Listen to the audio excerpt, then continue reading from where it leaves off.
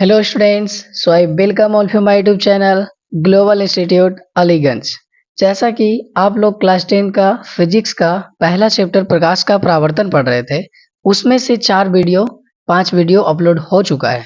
5 video upload हो चुका है। आज का जो इस वीडियो है, इस वीडियो में पार्ट 6 के बारे में बताने वाले हैं। और पार्ट 6 में हम कौन से टॉपिक के बारे में जानने वाले हैं? अवतल दर्पण द्वारा बनने वाला प्रतिबिंब। अवतल दर्पण द्वारा बनने वाला प्रतिबिंब।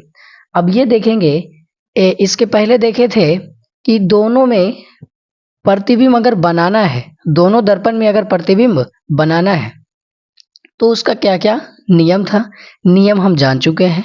अब उसी नियम का क्या करेंगे, उपयोग करेंगे और दोनों दर्पण में उसका प्रतिबिंब बना करके देखेंगे। तो एक है गोलीय दर्पण में, एक है अवतल दर्पण और एक क्या है, उत्तल दर्पण। तो एक बार हम अवतल दर्पण में भी सब प्रतिबिंब बना के देखेंगे, एक बार उत्तल दर्पण में भी प्रतिबिंब बनाकर देखेंगे। ठीक है ना? तो आज की इस वीडियो में हम यही जानने वाले हैं कि अवतल दर्पण में प्रतिबिंब कैसा कैसा बनता है, वस्तु को कहाँ रखते हैं तो कहाँ बनता है, वस्तु का स्थिति क्या होता है, प्रतिबिंब का स्थिति क्या होता है, कैसे दर्पण के आगे बन जाता है, कैसे पीछे बन जाता है, सब कुछ इस वीडियो में डिस्कस करने वाले हैं। ठीक है ना? तो आप लोग रेडी हो गए हैं क्या? ओके। तो आप लोग भी कॉपी पेन कलम ये सब निकाल कर रखिए, ठीक है ना? क्योंकि जब हम नोट्स यहाँ पर आप लोग को दिखाते हैं तो वीडियो को रोकिए और नोट्स भी साथ में लिखिए। लेकिन जिस टाइम समझा रहे हो उस टाइम समझने का कोशिश कीजिए। अगर एक बार समझ जाते हैं फिर वापस से बैक भी करके रोक करके लिख सकते हैं। लेकिन अगर समझ नहीं आएगा तो वो लिखा हुआ कोई काम करेगा क्या? नहीं रहेगा। इसलिए आज आप लोग को अवतल दर्पण द्वारा बनने वाला प्रतिबिंब बताएंगे। तो सबसे पहले बताइए किसमें पढ़ेंगे? अवतल दर्पण में। सबसे पहले किसमें पढ़ेंगे? अवतल दर्पण में। उसके बाद किसमें पढ़ेंगे? उत्तल दर्पण में बनने वाला प्रतिबिंब। तो आप लोग बताइए ये कौन सा दर्पण है? आप बोलिएगा क्या सर आप भी मजाक कर रहे हैं, ये दर्पण थोड़ी ना है, ये तो कांच का टुकड़ा है। ये क्या है? कांच का टुकड़ा है। अब इसमें क्या कर देंगे, हम एक साइड पेंट कर देंगे, तब ये हमारा क्या बन करके तैयार हो जाएगा? दर्पण बन के तैयार हो जाएगा। अब आप लोग बताइए कौन सा दर्पण है? तो ये अवतल दर्पण है। क्यों अवतल दर्पण है? क्योंकि इसका उठा हुआ तरफ पेंट है और इसका भाग कैसा है? धसा हुआ है। जिसका परावर्तक सतह धसा होता है उसे कौन सा दर्पण कहते हैं? अवतल दर्पण कहते हैं। फिर इसमें बताए थे कि बीच वाले बिंदु को ध्रुव कहते हैं। ये सब तो आपको याद हो गया होगा। जिस गोले से काटते हैं उसके केंद्र को वक्ता केंद्र कहते हैं।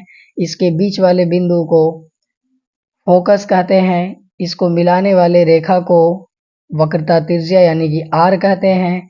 और सी और पी से लेकर गुजरने वाली रेखा को मुख्य अक्ष कहते हैं।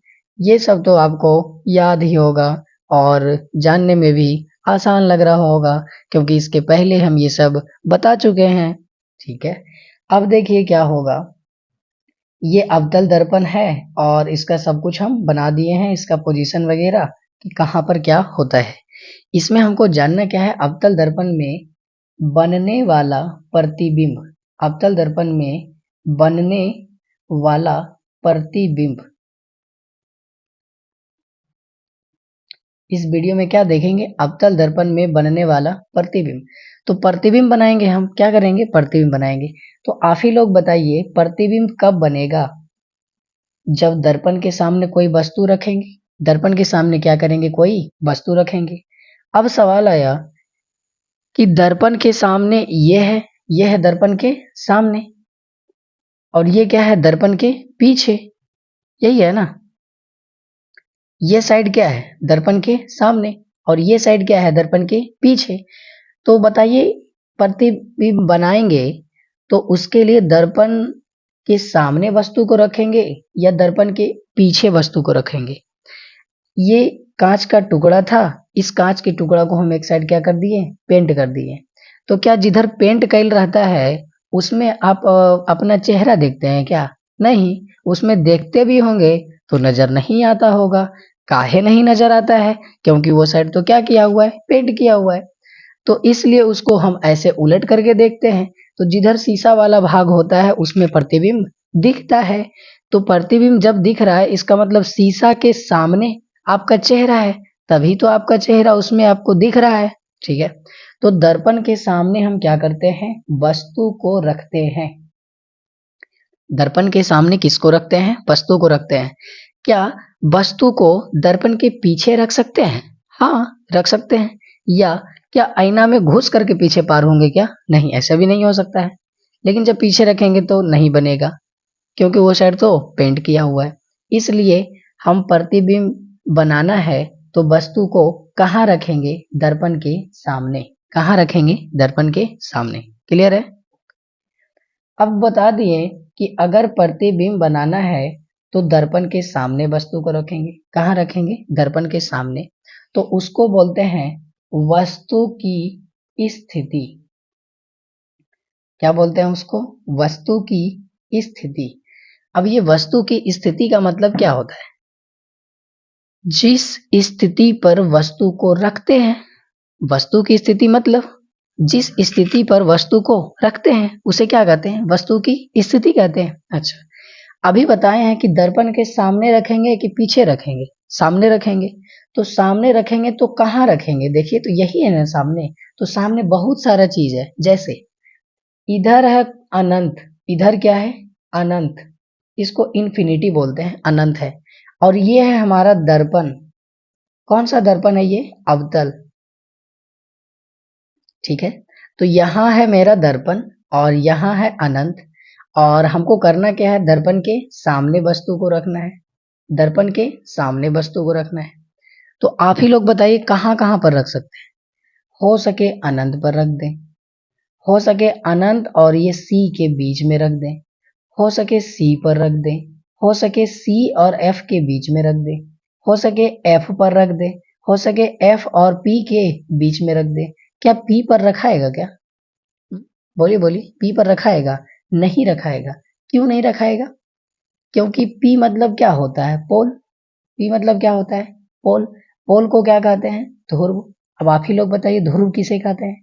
दर्पण के मध्य बिंदु को ध्रुव कहते हैं। दर्पण के मध्य बिंदु को ध्रुव कहते हैं। तो क्या दर्पण के मध्य बिंदु पर वस्तु को रख सकते हैं क्या? नहीं रख सकते हैं। अगर रखेंगे भी तो उसका प्रतिबिंब नहीं बन पाएगा। अगर ऐसे दर्पण है, उसमें अपना आईना देखना, मतलब अपना प्रतिबिंब देखना चाहते हैं, तो क्या उसके मध्य बिंदु पर अपना चेहरा रखेंगे ऐसे करके? नहीं, तो नहीं दिखेगा। कहने का मतलब ये हुआ कि दर्पण पर खड़ा होकर अपना फोटो थोड़ी देखेंगे। दर्पण तो दूर रखा जाता है ना, और दर्पण के सामने ना वस्तु को रखेंगे। ठीक है ना? तो कितना पोजीशन हुआ आप ही लोग देखिए, वस्तु को कहाँ कहाँ रख सकते हैं। एक नंबर तो ये हो गया कि कहाँ रख सकते हैं, अनंत पर। हो गया ना? ये दूसरा नंबर कहाँ है आप लोग बताइए, अनंत, अनंत और वक्रता केंद्र के बीच में है। ये क्या है, ये है वक्रता केंद्र, और ये क्या है, अनंत। तो ये जो 2 नंबर वाला पर वस्तु रखा हुआ है, कहाँ रखा हुआ आप ही लोग बताइए, अनंत और वक्रता केंद्र के बीच रखा हुआ है। अनंत और वक्रता केंद्र के बीच रखा हुआ है, ये दूसरा पोजीशन हो गया। अब बताइए जब इधर रखेंगे तो ये तीसरा पोजीशन हो गया। अब बताइए तीसरा पोजीशन कहाँ है, तीसरा पोजीशन वक्रता केंद्र पर है। तीसरा पोजीशन कहाँ है, वक्रता के केंद्र पर। अब चौथा कहाँ है, देखिए चौथा रहा ये। अब बताइए आप लोग चौथा कहाँ है, ये रहा सी, ये रहा एफ, मतलब वक्रता केंद्र और फोकस। तो वक्रता केंद्र और फोकस के बीच कौन होगा, चौथा स्थिति होगा। पांचवा स्थिति क्या होगा, इस बार हो जाएगा फोकस पर। पांचवा स्थिति कहाँ हो जाएगा, फोकस पर। छठा स्थिति क्या होगा, ये बताइए कहाँ है, छठा कहाँ है, तो ये एफ और पी के बीच है। एफ और पी के बीच है, इसका मतलब फोकस और ध्रुव के बीच है। छठा पोजीशन कहाँ है, फोकस और ध्रुव के बीच है। तो ये सब जो है, 1 नंबर पर वस्तु को रखें, चाहे 2 पर रखे, चाहे 3 पर रखे, चाहे 4 पर रखे, चाहे 5 पर रखे, चाहे 6 पर रखे, ध्यान से देखिए कहाँ रखा रहा है। क्या सब दर्पण के सामने रखा रहा है, सब कहाँ रखा रहा है, दर्पण के सामने। इसको और ऐसे समझ सकते हैं, जैसे अपना हाथ निकालिए, ठीक है, तो इसको समझिए अनंत, या इसको समझिए, ऐसे करते हैं। इसको क्या समझना है, अनंत। इसको क्या समझना है, अनंत। इसको समझना है वक्रता केंद्र। इसको क्या समझना है, वक्रता केंद्र। इसको क्या समझना है, फोकस। इसको क्या समझना है, ध्रुव। टोटल 4 है ना, तो यहाँ 4 है, एक अनंत है, एक सी है, एक एफ है और एक पी है। इसका मतलब ये जो कानी उंगली है ये मेरा, ये अनंत है, ठीक है। इसको लाल रंग से रंग देते हैं, लीजिए, ये क्या हो गया, अनंत हो गया, ठीक है। और दूसरा क्या है, सी। सी मतलब क्या होता है, वक्रता केंद्र। सी मतलब क्या होता है, वक्रता केंद्र। तो इसमें सी लिख देते हैं, लीजिए, क्या नजर आ रहा है, इसमें क्या लिख दिए, सी। अच्छा, ये वाला क्या है, एफ। ये वाला क्या है, एफ। एफ मतलब क्या होता है, फोकस। एफ मतलब क्या होता है, फोकस। ये वाला क्या है, पी। पी मतलब क्या होता है, ध्रुव। पी मतलब क्या होता है, ध्रुव। तो ऐसे रखना, अभी इसको भूल जाइए, मतलब समझा दिया ना इसको, अभी मिटा देते हैं इसको कुछ देर के लिए। इसमें सब कुछ है। एक है मेरा पहला ये वाला उंगली, ठीक है, और एक है ये वाला, एक है ये वाला, और एक है ये वाला। इतना है टोटल, ये 4 उंगली हम बना रहे हैं, ठीक है ना। ई वाला उंगली को क्या बोल रहे हैं, अनंत। इसको क्या बोल रहे हैं, अनंत। इसका नाम क्या दे रहे हैं, वक्रता केंद्र मतलब सी। सी मतलब क्या हो जाएगा, वक्रता केंद्र। अच्छा, इसको क्या बोल रहे हैं, एफ। एफ मतलब फोकस। इसको क्या बोल रहे हैं, ध्रुव। पी। पी मतलब ध्रुव। अच्छा, हो गया ये, ठीक है। अब इसको अच्छे से समझ में आ जाए, देखिए। और इधर रखा हुआ है दर्पण। इधर क्या रखा हुआ है, दर्पण। कौन सा दर्पण है, अवतल दर्पण है, ठीक है। और ये सब है, एक है अनंत, एक है वक्रता केंद्र, एक है फोकस, और एक है अरे ध्रुव तो यही हो जाएगा ना, ध्रुव पर ही होता है ना, ऐसे करके। तो ये हो जाएगा ध्रुव, ये पी हो जाएगा, ये एफ हो जाएगा, ये सी हो जाएगा, और ये अनंत हो जाएगा। कोई दिक्कत है क्या, नहीं। अच्छा, ये दर्पण तब बनेगा जब इसको पेंट करेंगे तब ना। चलिए, अब कोई दिक्कत नहीं है, ओके। आगे देखिए, ये दर्पण है, अवतल दर्पण। अवतल दर्पण के हम सामने क्या करेंगे, वस्तु को रखेंगे। कितने जगह रख सकते हैं, 6 जगह रख सकते हैं। देखिए कैसे, एक जगह तो ये हो गया, दूसरा दूसरा जगह क्या हो गया, ये हो गया, तीसरा जगह ये हो गया, चौथा जगह ये हो गया, पांचवा जगह ये हो गया, छठा जगह ये हो गया। क्या रख सकते हैं, हाँ। अब बताइए कहाँ कहाँ है, एक नंबर पर रखेंगे तो वो कहाँ है, अनंत पर। यहाँ रखेंगे तो क्या कहलाएगा, अनंत पर।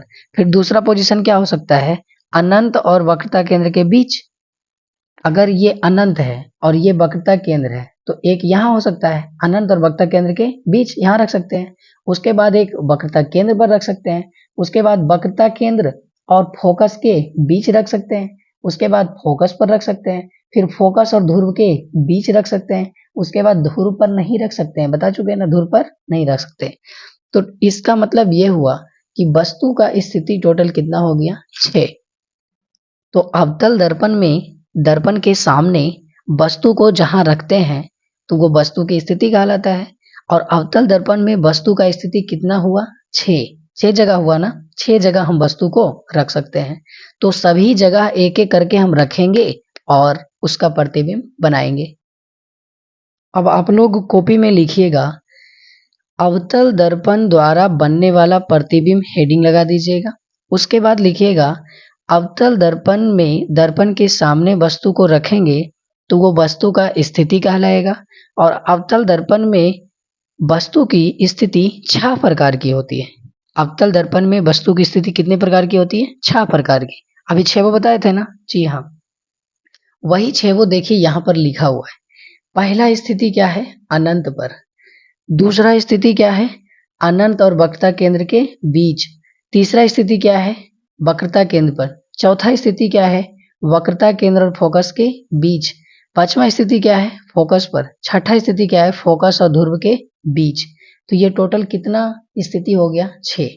पहला क्या है, अनंत, पहला हो गया। दूसरा क्या है, अनंत और वक्रता केंद्र के बीच। तीसरा क्या है, वक्रता केंद्र। चौथा क्या है, वक्रता केंद्र और फोकस के बीच। पांचवा क्या है, फोकस पर। छठा क्या है, फोकस और ध्रुव के बीच। ये 6 स्थिति यहाँ पर लिखा हुआ है, ओके। तो एक एक करके सभी जगह अवतल दर्पण के सामने हम उस स्थान पर वस्तु को रखेंगे और उसका प्रतिबिंब बना के देखेंगे। तो पहला स्थिति क्या है, जब वस्तु अनंत पर हो। जब वस्तु की स्थिति कहाँ हो, अनंत पर हो, तो हमको क्या करना है, प्रतिबिंब बनाना है ना। हमको क्या करना है, प्रतिबिंब बनाना है। किससे बनाना है, अवतल दर्पण से। तो ये सब तो पुरानी बातें हैं, जिस जैसे है वैसे रहने दीजिए, इसमें कोई दिक्कत नहीं है। अब देखिए, इधर क्या है, अनंत, इधर क्या है, अनंत। क्या प्रतिबिंब बनाने का नियम सिखा चुके हैं अवतल दर्पण में? हाँ, 3 नियम था। कौन कौन था, याद कीजिए जल्दी से। जब प्रकाश का किरण मुखज के समांतर जाता है, जब प्रकाश का किरण मुखज के समांतर जाता है तो कहाँ से लौटता है, फोकस से। और जब फोकस से जाता है तो मुखज के समांतर लौटता है। और जब सी से जाता है तो सी से ही लौटता है। तीनों नियम बता दिए थे ना, ठीक है। अब देखिए, कोई भी एक या दो नियम का इस्तेमाल हम करेंगे और प्रतिबिंब बना करके देखेंगे। तो कंडीशन पहला क्या है, वस्तु कहाँ होना चाहिए, अनंत पर। तो यहाँ पर हम इस प्रकार से एक वस्तु बना देते हैं। इस वस्तु का नाम दे देते हैं ए और बी। इस वस्तु का नाम क्या दे देते हैं, ए और बी। तो ए और बी क्या है, एक वस्तु है। ए और बी क्या है, एक वस्तु है। कहाँ रखा हुआ है, अनंत पर। कहाँ रखा हुआ है, अनंत पर।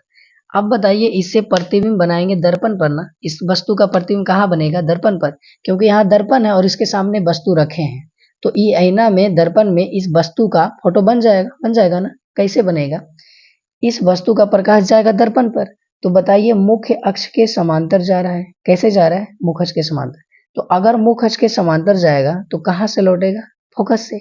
मुख्य अक्ष के समांतर जाता है तो कहाँ से लौटता है, फोकस से, ठीक है। और देखिए, ये नीचे वाला, ये पूरा वस्तु का एक बार ऊपर से प्रकाश जाएगा, एक बार नीचे से। एक बार इधर देखिए, मुख्य अक्ष के समांतर गया तो ये कहाँ से लौटेगा, फोकस से। कहाँ से लौटा, फोकस से। अब आपको दिख रहा होगा कि दोनों किरण आपस में एक बिंदु पर काट रहा है। काट रहा है कि नहीं काट रहा है, कहाँ काट रहा है, फोकस पर। क्या जहां काटता है वहीं पर उसका प्रतिबिंब बनता है, हाँ बनता है। तो प्रतिबिंब का परिभाषा क्या था, दो या दो से अधिक प्रकाश की किरणें प्रकाश का परावर्तन या अपवर्तन के बाद वह जिस बिंदु पर मिलती है या मिलती हुई प्रतीत कहलाती है, दर्पण का वह बिंदु प्रतिबिंब कहलाता है। वह बिंदु क्या कहलाता है, वस्तु का प्रतिबिंब कहलाता है। तो दो किरण, यहाँ एक किरण एक यहाँ मिला और एक किरण यहाँ मिला, दोनों कहाँ मिला, फोकस पर। यहीं पर प्रतिबिंब बनता है। यहीं पर क्या बनता है, प्रतिबिंब। अगर आपसे पूछे कि प्रतिबिंब कहाँ बना, बताइए, तो आप लोग बोलिएगा प्रतिबिंब बना फोकस पर। जहां कटा वहीं ना प्रतिबिंब बनेगा। तो कहाँ कटा, फोकस पर कटा। अच्छा, अब बताइए, वस्तु कहाँ रखा हुआ है, अनंत पर। तो पहला कंडीशन क्या हो गया, जब वस्तु अनंत पर रखते हैं तो आप ही लोग बताइए, प्रतिबिंब कहाँ बनेगा, अनंत पर। प्रतिबिंब कहाँ बनेगा, अनंत पर। एक हो गया ना। जब वस्तु को अनंत पर रखते हैं तो प्रतिबिंब कहाँ बनता है, अनंत पर। अच्छा, ये तो हो गया। एक और चीज गौर किए क्या, क्या गौर किए, ये इतना बड़ा वस्तु था, वस्तु इतना बड़ा है ना, प्रतिबिंब कितना छोटा बना, बिंदु साइज का, एकदम इतनी सुख, छोटा सा, इस प्रकार से। तो आकार छोटा हो गया ना, बहुत छोटा हो गया ना। आकार कैसा हो गया प्रतिबिंब का, बहुत छोटा, बहुत छोटा। इसी को बोलते हैं बिंदु साइज का। कौन से साइज का, बिंदु आकार का, बिंदु आकार का। अच्छा, अवतल दर्पण में सामने प्रतिबिंब बना है, इसलिए इसको बोलते हैं वास्तविक और उल्टा। याद है क्या, पढ़ा चुके हैं ना, प्रतिबिंब पढ़ा चुके हैं ना। एक प्रकार का वास्तविक और एक काल्पनिक, दो प्रकार का प्रतिबिंब। तो वास्तविक प्रतिबिंब जब दर्पण के सामने बनेगा तो वास्तविक, और वास्तविक के साथ हमेशा क्या होगा, उल्टा। ये पहले बता चुके हैं कि वास्तविक के साथ क्या होगा, उल्टा। और वास्तविक क्यों लिख रहे हैं, क्योंकि दर्पण के सामने प्रतिबिंब बन रहा है। अगर इधर बनता, इधर, तो इधर क्या है, दर्पण के पीछे। अगर इधर बनता तो लिखते काल्पनिक, और काल्पनिक के साथ क्या हो जाता, सीधा। तो ये पहले पढ़ा देते हैं, पहले पढ़ाने वाला याद रहेगा तो आगे अच्छे से समझ में आएगा। पहला क्लियर हो गया, जब वस्तु अनंत पर रखेंगे तो प्रतिबिंब अनंत पर बनेगा। प्रतिबिंब अनंत पर बनेगा, फोकस पर बनेगा ना। जब वस्तु को अनंत पर रखेंगे तो प्रतिबिंब कहाँ बनेगा, फोकस पर, ठीक है। आकार कैसा होगा, बिंदु आकार का, बिंदु साइज का। प्रकृति कैसा होगा, वास्तविक और उल्टा, खत्म। दूसरा आप लोग बताइए कहाँ रखेंगे, अनंत और वक्ता केंद्र के बीच, अनंत और वक्ता केंद्र के बीच यहाँ पर लगभग रखेंगे। ठीक है, तो अगला फोटो बनाएंगे। मिस्टेक हो गया था।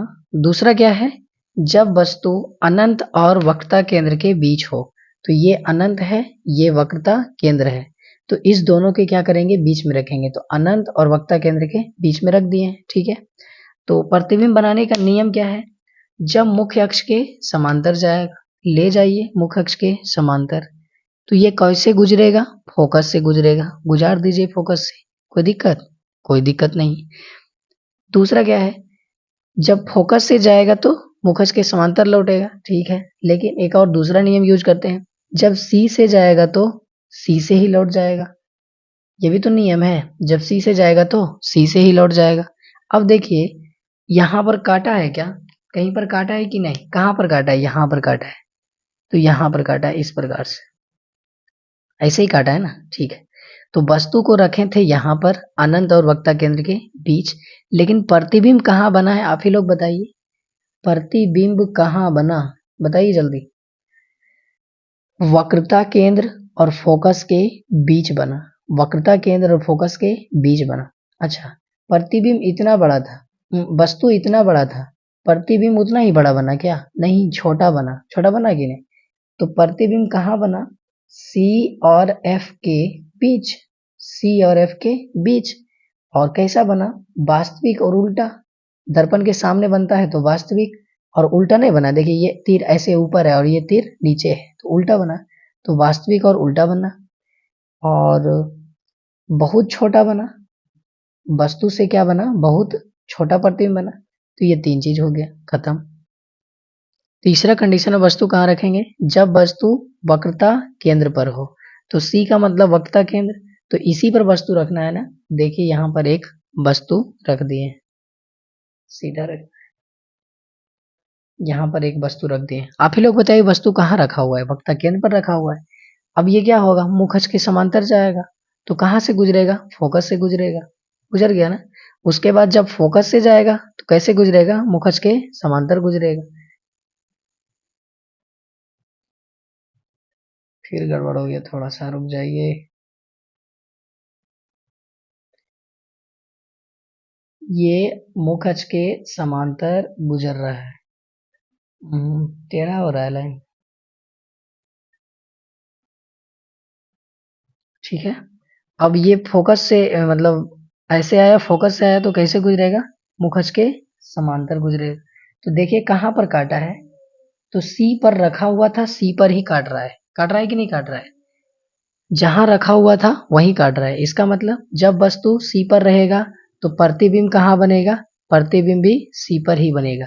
कैसा बनेगा, दर्पण के सामने बना है ना, तो वास्तविक और उल्टा बनेगा, वास्तविक और उल्टा बनेगा। अच्छा, छोटा बना कि बड़ा बना कि बराबर बना, बराबर बना। साइज कैसा बना, बराबर। क्लियर यहाँ तक, तीन फोटो। चौथा कंडीशन में वस्तु को कहाँ रखेंगे, जब वस्तु वक्रता केंद्र और फोकस के बीच हो, जब वस्तु कहाँ हो, वक्रता केंद्र और फोकस के बीच हो। तो ये वक्रता केंद्र है, ये फोकस है, तो वक्रता केंद्र और फोकस के क्या करना है, बीच रखना है। वस्तु को कहाँ रखना है, वक्रता केंद्र और फोकस के बीच रखना है। अब नियम जो जो कह रहा है बना दीजिए। जब मुखज के समांतर जाएगा तो कैसे लौटेगा, फोकस से लौटेगा, लौटा दिए ना फोकस से। ठीक है, और एक नियम है, जब मुख अक्ष के समांतर जाएगा तो फोकस से लौटेगा, लौट गया फोकस से। दूसरा नियम क्या है, जब सी से जाएगा तो सी पर ही लौट जाएगा। देखिए, तो ये सी पर जा रहा है, सी पर ही लौट रहा है। क्या एक जगह काटा क्या, हाँ काट दिया। कहाँ काटा, देखे ध्यान से, कहाँ काटा, ऐसे वस्तु गया प्रकाश गया, टकराया, टकरा के वापस लौट गया। कहाँ से लौटा, सी से। देखिए एक मिनट, ये दर्पण था, ये सी था, ये एफ था। वस्तु कहाँ रखना है, जब वस्तु सी और एफ के बीच हो, तो ये सी है, ये एफ है, इसके बीच में क्या कर दिए, वस्तु को रख दिए। वस्तु को थोड़ा लाल रंग से दिखा देते हैं, ये रहा वस्तु। वस्तु कहाँ रखा हुआ है, सी और एफ के बीच रखा हुआ है। नियम क्या करना है, नियम प्रतिबिंब बनाने का नियम, प्रकाश को कैसे भेज रहे हैं, मुखज के समांतर, तो टकरा कर रहा है, टकरा के लौट रहा है कहाँ से, फोकस से। यही नियम था, जब प्रकाश किरण को मुखज के समांतर भेजते हैं तो कहाँ से लौटता है, फोकस से। दूसरा नियम था, जब फोकस से भेजेंगे तो मुखज के समांतर लौटेगा। तीसरा था, जब सी से भेजेंगे तो सी से ही लौट जाएगा। यही हुआ है। क्या एक जगह काटा है क्या? हाँ काटा है। इधर अनंत है ना, इधर क्या है? अनंत। तो यहाँ पर कहीं काटा है, इसका मतलब कहाँ पर कटा है? अनंत और वक्ता केंद्र के बीच। तो प्रतिबिंब इसमें कहाँ बना? अनंत और वक्ता केंद्र के बीच बना। कहाँ बना? अनंत और वक्ता केंद्र के बीच। अच्छा कैसा बना? बड़ा बना ना। वस्तु देखिए इतनी को है, प्रतिबिंब देखिए इतना बड़ा है, तो बड़ा बना ना। प्रतिबिंब कैसा बना? बड़ा। अच्छा आप लोग बताइए, वास्तविक उल्टा बना कि काल्पनिक सीधा बना? वास्तविक उल्टा बना। काहे? क्योंकि दर्पण के सामने ही बन रहा है, तो ये कैसा हो जाएगा? ये भी वास्तविक और उल्टा हो जाएगा। क्लियर है? चौथा फोटो।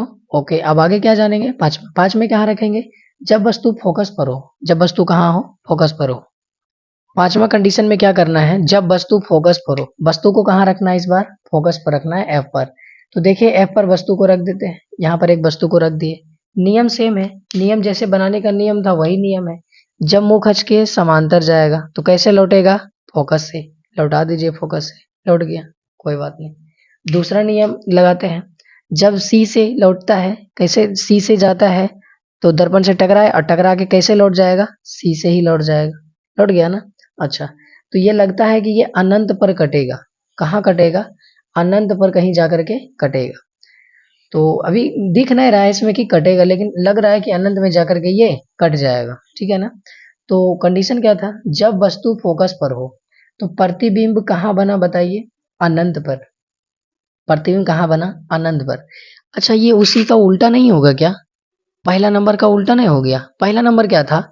जब वस्तु अनंत पर हो, तो उस टाइम देखिए प्रतिबिंब कहाँ बन रहा था? फोकस पर। अनंत पर वस्तु को रखे थे तो प्रतिबिंब कहाँ बन रहा था? फोकस पर। लेकिन अब फोकस पर वस्तु को रख रहे हैं तो प्रतिबिंब कहाँ बन रहा है? अनंत पर। एक दूसरे के क्या हो रहा है? उल्टा हो रहा है। खत्म हो गया। छठा क्या पढ़ेंगे? जब वस्तु को फोकस और ध्रुव के बीच रखेंगे, उसको भी देख लेते हैं। छठा कंडीशन क्या रहेगा? जब वस्तु फोकस और ध्रुव के बीच हो। तो ये रहा फोकस और ये रहा ध्रुव। इस पर क्या करना है? फोकस और ध्रुव के बीच रखना है। वस्तु को कहाँ रखना है? फोकस और ध्रुव के बीच रखना है। तो चलिए एक यहाँ पर हम एक वस्तु ले लेते हैं। ठीक है, एक यहाँ पर क्या कर लेते हैं? वस्तु ले लेते हैं। ओके, एक वस्तु ले लिए। इस वस्तु को क्या करेंगे? ये वस्तु जब मुख अक्ष के समांतर जाएगा, इससे प्रकाश जाएगा ना मुख अक्ष के समांतर, तो ये कैसे लौटेगा? फोकस से। मुख अक्ष के समांतर जाएगा तो कैसे लौटेगा? फोकस से। और जब सी से जाएगा तो कैसे लौटेगा? सी से ही लौटेगा। ठीक है, लेकिन इधर कट नहीं रहा है, तो इसको पीछे बढ़ाते हैं। कहाँ बढ़ाते हैं? पीछे की ओर बढ़ाते हैं, इस प्रकार से। तो लगता है कि कहीं पर कटा है, यहाँ कटा है ना। यहाँ पर कट गया है, इस प्रकार से। अच्छा देखिए ऐसे कटा तो ऐसे ही बनाएंगे ना। ठीक है, अब देखिए, तो जब वस्तु को फोकस और ध्रुव के बीच रखे थे तो प्रतिबिंब कहाँ बना? अब बताइए, दर्पण के सामने इधर है, दर्पण के सामने इधर है। ये क्या है? दर्पण के पीछे है ना। ये क्या है? दर्पण के पीछे। तो वस्तु को कहाँ रखे हैं? दर्पण के सामने रखे हैं। फोकस और ध्रुव के बीच रखे हैं, लेकिन प्रतिबिंब कहाँ बन रहा है? दर्पण के पीछे। प्रतिबिंब कहाँ बन रहा है? दर्पण के पीछे। अब बताइए बड़ा बना कि छोटा बना? वस्तु इतनी को है, प्रतिबिंब इतना बड़ा बना, मतलब बहुत बड़ा बना। अच्छा, तो इसका मतलब प्रतिबिंब कहाँ बना? दर्पण के पीछे। दर्पण के पीछे। कैसा बना? काल्पनिक और सीधा। काल्पनिक और सीधा। अच्छा, इसके पहले पांच फोटो हम देखे, पांचों में आ रहा था वास्तविक उल्टा, वास्तविक उल्टा, वास्तविक उल्टा, वास्तविक उल्टा, वास्तविक उल्टा। क्यों आ रहा था वास्तविक उल्टा? क्योंकि प्रतिबिंब दर्पण के सामने बन रहा था। जब प्रतिबिंब दर्पण के सामने बनता है तो वास्तविक और उल्टा होता है। प्रतिबिंब वास्तविक और उल्टा होता है। लेकिन जब प्रतिबिंब दर्पण के पीछे बनता है तो काल्पनिक और सीधा होता है। काल्पनिक और सीधा होता है। तो सिर्फ छठा कंडीशन में क्या हो रहा है? वस्तु का प्रतिबिंब दर्पण के पीछे बन रहा है, इसलिए यह काल्पनिक और सीधा होगा और बड़ा भी होगा। क्लियर है? 6 फोटो हो गया ना। अब इसको अपने नोट से भी दिखा देते हैं। तो अवतल दर्पण का 6 जगह पर वस्तु को हम रख के देख लिए। अवतल दर्पण था, उस दर्पण के सामने वस्तु को रखा जाता है, तो वस्तु का 6 स्थिति था। 6 स्थिति में हम वस्तु को रख करके उसका प्रतिबिंब देख लिए कि अगर वस्तु को यहाँ रखेंगे तो प्रतिबिंब कहाँ बनेगा। इस प्रकार से देख लिए ना। तो अवतल दर्पण में बनने वाला प्रतिबिंब खत्म। अब क्या पढ़ेंगे? उत्तल दर्पण में बनने वाला प्रतिबिंब। अब क्या पढ़ेंगे? उत्तल दर्पण में बनने वाला प्रतिबिंब। अवतल दर्पण का तो खत्म हो गया, इस पर क्या पढ़ेंगे? उत्तल दर्पण का। अच्छा, अब देखिए, इसमें भी वस्तु का स्थिति रखना पड़ेगा ना, इसमें भी क्या करना पड़ेगा? वस्तु का स्थिति रखना पड़ेगा। तो ये रहा दर्पण। अब बताइए ये कौन सा दर्पण है? दिख रहा है आपको कौन सा दर्पण है? ये है उत्तल दर्पण। कौन सा दर्पण? उत्तल दर्पण। क्यों? क्योंकि इसका परावर्तक सतह उठा हुआ है, धसलका तरफ पेंट हो वाले।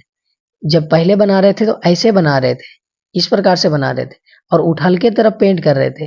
लेकिन इस बार देखिए बनाए हैं तो किधर पेंट हो वाले? धसलका तरफ। तो जब धसलका तरफ पेंट रहता है और जो दिखता है तो उठा हुआ भाग दिख रहा है, तो जिसका परावर्तक सतह उठा होता है उसे कौन सा दर्पण कहते हैं? उत्तल दर्पण कहते हैं। अब इसमें भी वस्तु को रखेंगे, इसमें भी क्या करेंगे? वस्तु को रखेंगे। बाकी सब कुछ सेम ही रहेगा, ये फोकस रहेगा, ये वक्रता केंद्र रहेगा, ये सब ऐसे ही रहेगा, ठीक है ना। तो उत्तल दर्पण में भी हम प्रतिबिंब बनाने का नियम बताए थे, अब उसी का इस्तेमाल करेंगे।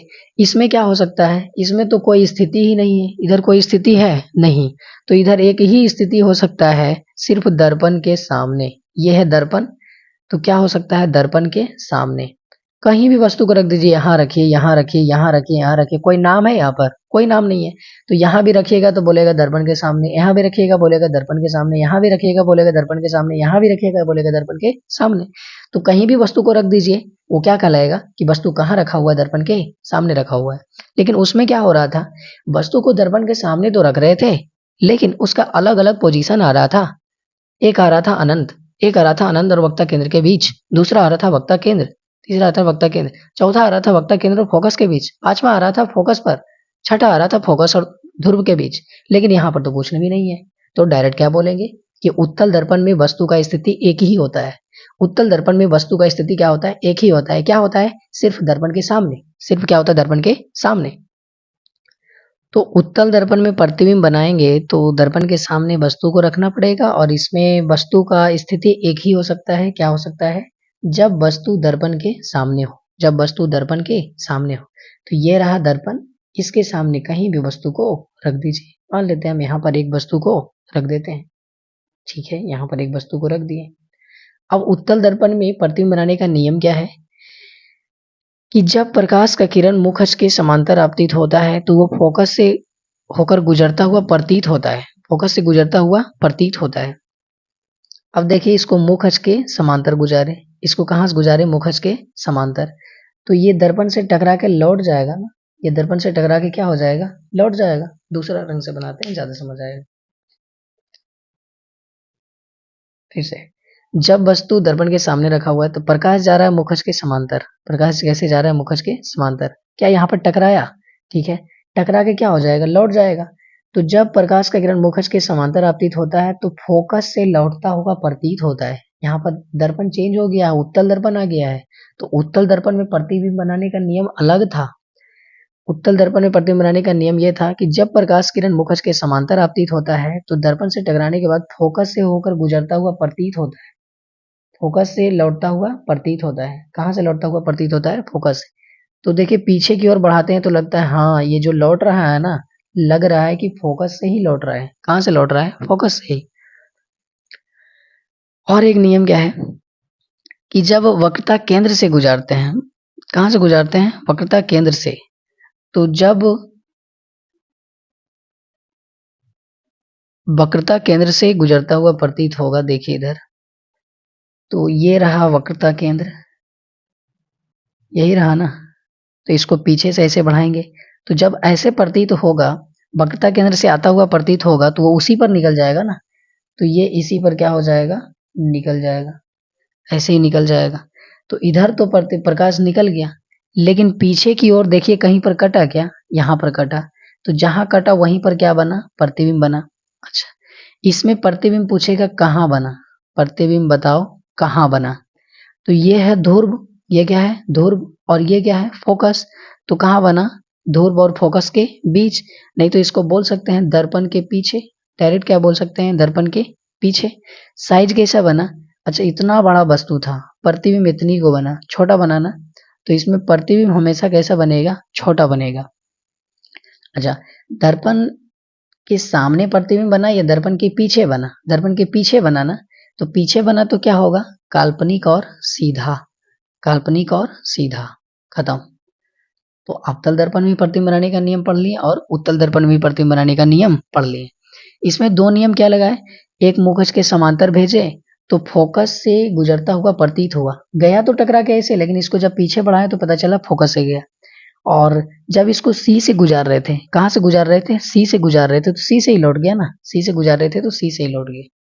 और पीछे की ओर बढ़ाने पर जहां पर कटा वहां पर प्रतिबिंब बन गया। तो दर्पण के पीछे बना हमेशा छोटा बना, पीछे बनता है तो काल्पनिक और सीधा बना।